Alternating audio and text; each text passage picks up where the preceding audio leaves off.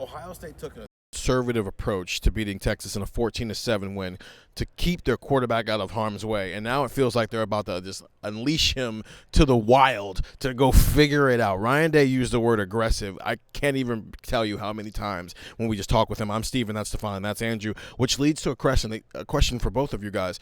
They chose conservatism for game one. If he feels like they're about to go full out aggressive in week two because they got to figure out what they are, what does that look like in terms of what that aggression looks like based on what Ryan Day had to say on Tuesday? Yeah, I think it looks like a lot of throwing with Julian Sayin. I think they're going to try to get some of the timing and chemistry down between him and these receivers that he's playing with now, and just kind of see what's in the playbook, what works, what doesn't work, if they want to use some tempo, like what different things that they want to do with Julian Sayin, because you're right, like they were conservative against Texas, and I don't think that was the wrong approach, right? The way that game was going is whichever team made fewer mistakes was going to win, and they let Texas's quarterback make mistakes, and they made sure Ohio State's quarterback didn't make mistakes, and now they can kind of take a exhale a little bit and say, okay, we're going to throw a bunch of things at Julian Sayin and see how he handles it, right? Like it doesn't have to mean that they're pulling out the full playbook against Grambling in Ohio, and all of a sudden you're giving up things before you go play Washington. But I think in some way it could just be a challenge to Julian. Like put as much on his plate as you think is smart in these games to see how he handles it. Because even if he doesn't handle it well, that's film for him to review, right? That's 11 on 11 football for him to get a chance to kind of look at and see what adjustments needed to be made. So it seems like another part of this too is that yes, Ohio State was conservative, but I think Ryan Day, upon watching some of the film, is like, I mean, sure, the play call was conservative, but we should have made a play there. Like, we should have gotten a first down there. We should have, got some yards there, got some movement. So, like, there were some plays that, even if it was conservative, weren't executed. And some of that falls on the receivers, too. Like, there were drops. Some of that falls on Julian Sayin. Some of it falls on the offensive line. Whatever it may be, there's a lot of elements to this. And now it seems like a chance to where you can kind of throw everything out there without any real repercussions, right? Like, we talked about it after the game. Ohio State's just kind of at a point now where it's like, losing to Grambling and losing to Ohio would be an otherworldly upset, right? Like these are games where you can kind of choose what score what the final score is that you want, and throw a lot out there and see, all right, Julian, can you handle this? We thought that you could upon looking at some of the Texas film. Now go do it. Now get some confidence. Now build some momentum and put yourself in a good spot where that bye week ends and you go into Washington. He used the phrase, we got to help him out a lot too, as if, hey guys, Julian did his job. How about the rest of you?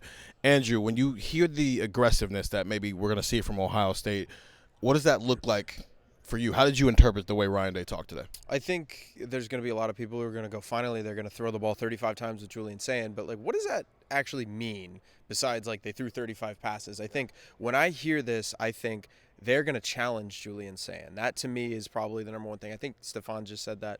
I think it's situational for me. It's, all right, 3rd and 11, we're going to see if he can throw that deep out. We're going to see if he can make some particular throws. There are going to be, I think, moments where Ryan Day is going to say, I want to see how he responds in X situation.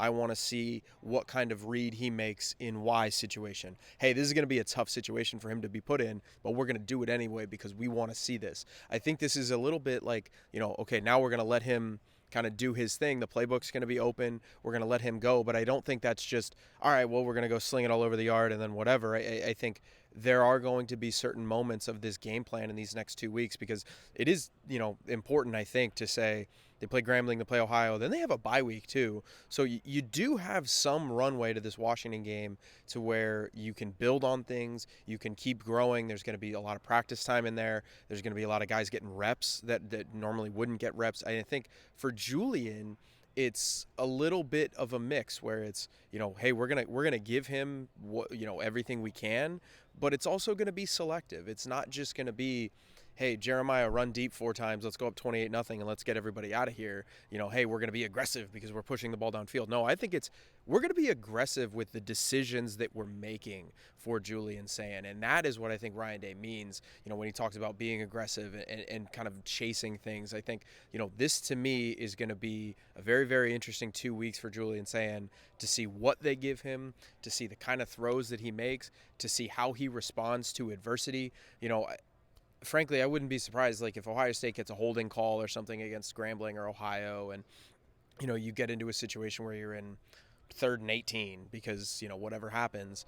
I don't think that's hey, we're just going to give it up and we're going to throw a quick screen and we're going to run a dive and we're going to try to get out of here. I think they might try to test Julian and say, hey, we're at midfield. Don't turn the ball over. Make the smart read on this play. And that is what I think these next 2 weeks are about. How many quarters does he play in on Saturday, the starting quarterback? 2. 2.5. I agree. I think it's 2.5. They just don't pull them at halftime. They typically don't. With the skill positions, they might start pulling some guys. But with the quarterback, especially a quarterback with one start under his belt, he just might play a little bit. I said after the game, I want to see Julian Sayin throw 70 passes over the next 2 games. Because you know me. Throw it. I still stand by that, but it's more about the idea of what that means. Because you're right. It's not just, hey, run 4 verts. This isn't Tennessee with Hendon Hooker at quarterback. It's be, diverse in your throwing the ball. There are things about this offense. Ryan Day says this a lot. Make the routine plays routinely. There are things in this offense that are routine. It's just money, right? You mentioned one of them. Justin Fields, those out routes from the opposite hash, routine. C.J. Stroud, when he was a quarterback, they made getting first downs. They made 10 yards look like the easiest thing to get in. I'm so serious, which is why the joke of they can get 10 yards easily, but the 1-yard thing is where their problems line up. Will Howard had things last year where it was like, okay, this is money. This is a first down. Some of it was with his legs. Some of it was in the RPO game. But even Kyle McCord had things where it's like, it was still at the Marvin.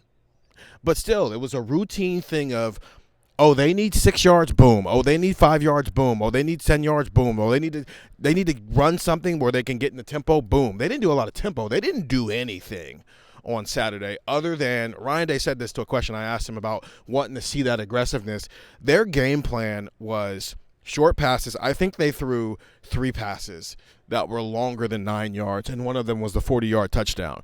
It was short passes, get the ball out of his hands quick, and it was run vertical, which is why we saw a lot of, it felt like inside zone, HB dive, and we're all going, oh, this run game looks a mess. No, that was by design. It was just to kind of keep things on schedule. We didn't see a lot of stretch. We didn't see a lot of outside zone. We didn't see a lot of, duo or trap or literally any other run play you can think of.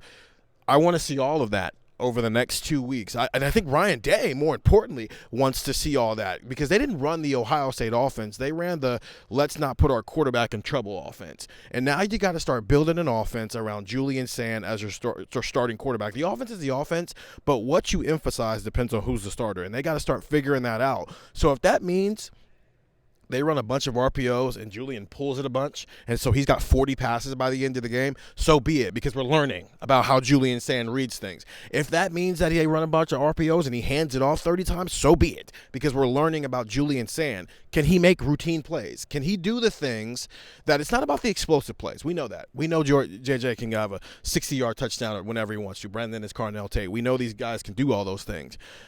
But can he do the routine things that have made this offense so explosive and efficient throughout the years? We don't know the answer to that yet. And Ryan Day doesn't know the answer to that yet because they didn't do it on Saturday. And now they've got 2 weeks plus a bye week, as you said, to start figuring that stuff out because the offense we saw on Saturday is very different than the offense we're going to see against Washington. And we need to find out if that's for the better or for the worse. Get the text 614-350-3315. It's a 2-week free trial, $3.99 after that. Go listen to Buckeye Talk wherever you find podcasts. We'll continue this conversation there. Ohio State, Grambling State on Saturday.